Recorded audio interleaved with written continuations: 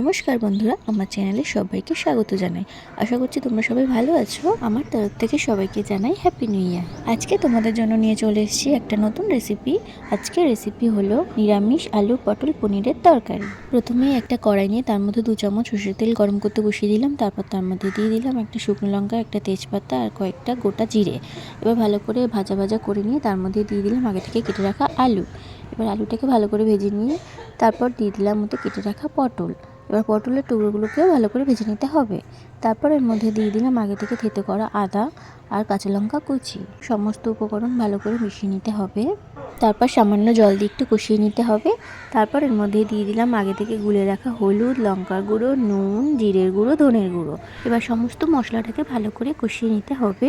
ব্যাস, তারপর সবশেষে ওপর থেকে কাঁচা পনিরের টুকরোগুলোকে দিয়ে দিতে হবে। এবার পনিরটাকেও ভালো করে মশলার সাথে একটু মিশিয়ে নিতে হবে। ব্যাস, ভালো করে মেশানো হয়ে গেছে। এবার জল দিয়ে দিতে হবে পরিমাণ মতো। ব্যাস, তারপর ঢাকা দিয়ে 10 মিনিটের জন্য সিদ্ধ করে নিলেই রেডি হয়ে যাবে আজকের রেসিপি নিরামিষ আলু পটল পনিরের তরকারি। সব শেষে ফ্লেভারের জন্য একটু গরম মশলা গুঁড়ো ছড়িয়ে দিলে রেডি। তো এটাই ছিল আজকের রেসিপি। তো কেমন হলো আমাকে অবশ্যই জানিও। তো চলো, টাটা।